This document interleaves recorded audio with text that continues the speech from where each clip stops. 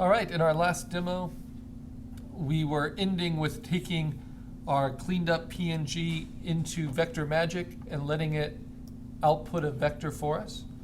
And I just like their algorithms a lot. So I would put this into a single view and make it as large as possible. And then I would do Command-Shift-4 to get a screen grab of it. And this will be screen resolution. And then what we do is we take that screen grab, it's right here. We open it up with Photoshop, and we get the little things out of it we don't need.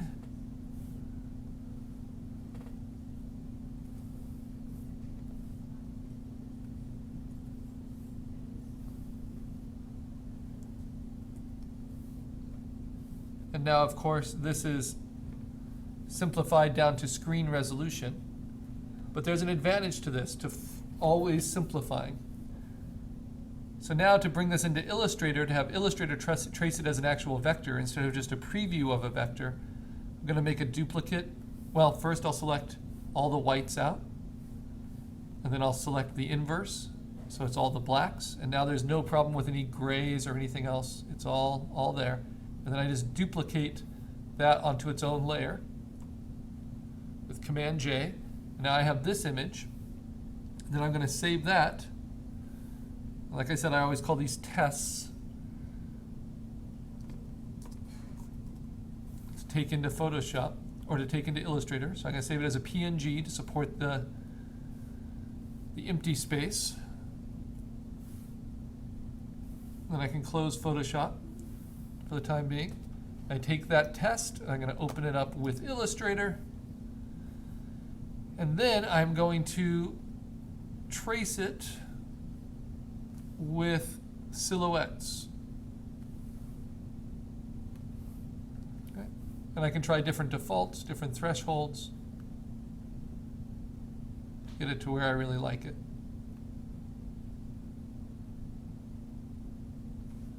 Maybe something like that. And this is a two-stage simplification process because first you're having Vector Magic simplify it, and then you're having Illustrator simplify it. And in some ways that can yield much stronger results. Because when it gets too muddy, it becomes less effective.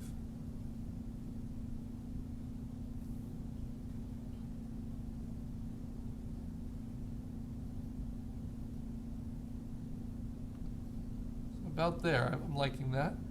So then I'm going to say expand, turns it all into vectors. While it's still large, I can increase its artboard size by telling it to fit to the artwork bounds. And then I can shrink the whole thing, holding down Option and Shift so it doesn't distort, but it shrinks towards the middle. So I can see it clearly. And this is without any fixing in Illustrator at all. But look already at how smooth it is. Now there might be little things I need to fix, but I really love what it did there and there. It kind of brings everything to the same level. And then the hair, all of these curves are just perfectly smooth and fun. And it did a better job than Illustrator at finding the separations between things. So I don't need to cut it out with the eraser tool. It did simplify a lot of the kind of cutout shapes. So if we put them side by side, let's see, we have this version versus the one I was cleaning up in Illustrator.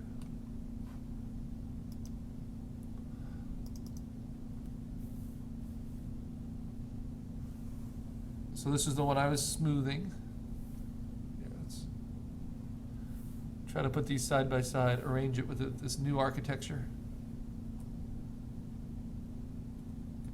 Have to go searching for it.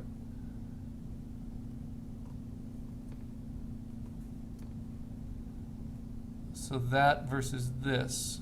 If we maybe say F9, let's make this a little bigger.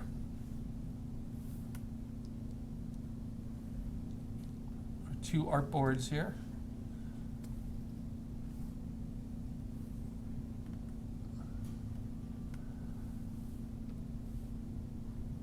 you'll see some of the differences. So by using Illustrator only, I get more of the individual cutouts, like the fingernails and the pearls and the whites in the eyes. But by using vector magic and then running it through Illustrator, I don't have to clean up nearly as much, but I do lose some of the fingernails, some of these undercuts, the inside of the thumb. And so it's just how much time you have. I actually like the way it did the mask better. So I might steal this and move it over here. But these are little nitpicky things. But ultimately, I think I like this and the presence. But of course, I could always draw into this and make it work. So using the pencil tool, for instance, I can make it so the eyes don't look so oblong. And I can make them rounder.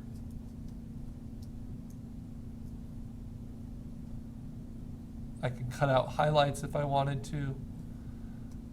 I could work to improve this instead of working to make something smoother. I can work to make it more complex. So it's just those two different ways you can kind of go about it.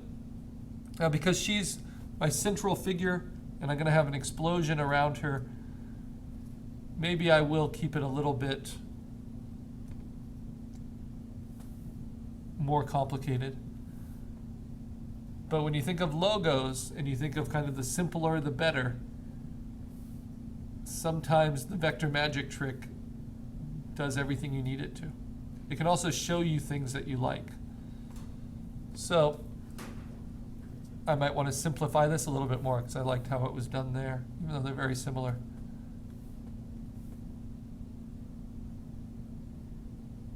Not letting it be quite so thick, maybe. See how I like how that silhouette works. Because it's all about playing with the subtlety. Okay, but I think this is pretty much finished now.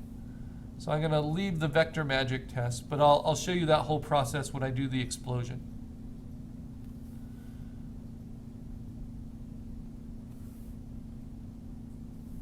And now this is going to be my finished file.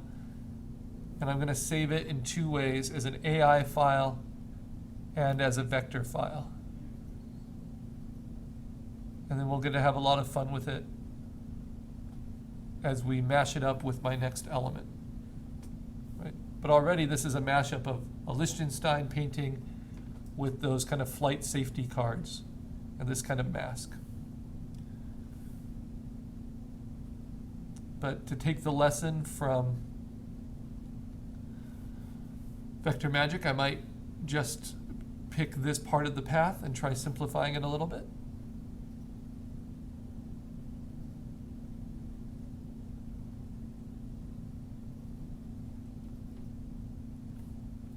Seeing if I like that better.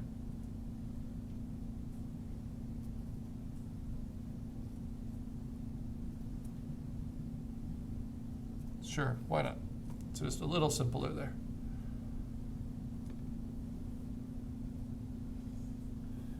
And maybe getting rid of this one entirely.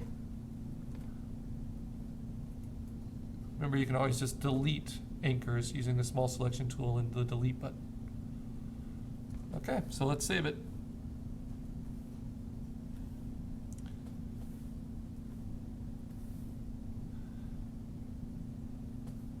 And remember, the ones I actually want to keep are the ones with my name on them.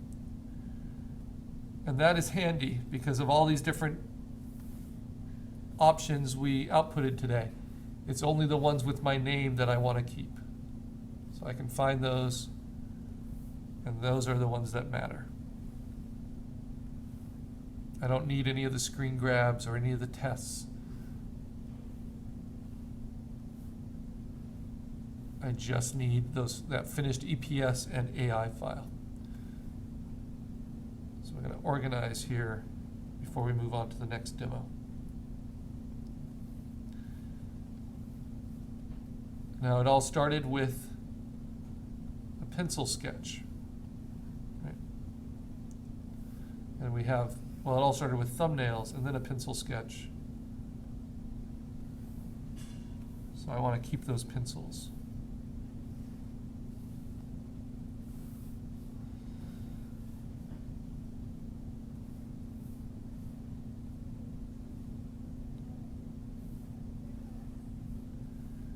And so this becomes the process, just to view it a little bit bigger.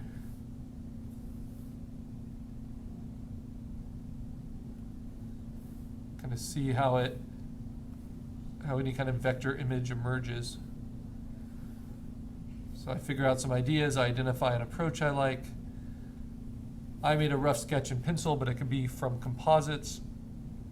And it actually was made from composites. I can put those in as well. See the composites here.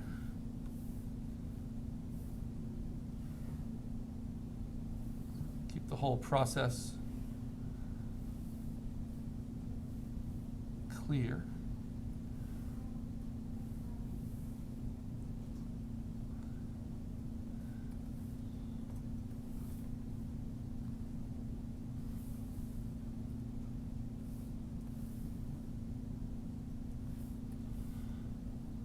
So it starts with sketches, then finding reference, then cleaning up the reference and making it work for you. Then I traced my reference, but you could easily do that in Illustrator as well. And then I brought it into Illustrator. Now the reason as an AI file that it looks like there's two things there is because I do have two layers in that Illustrator file, just one was turned off. And those layers are present in the EPS as well, but if they're turned on in the EPS, they don't express themselves. Whereas if they're turned in the AI file, it will show you all the different options you had. And you're just kind of smoothing it until I got to this point. And now I'm going to start working with the explosion. And kind of ultimately with a cleaned up vector black and white version of this composition idea. Okay, and that's what we'll do next time.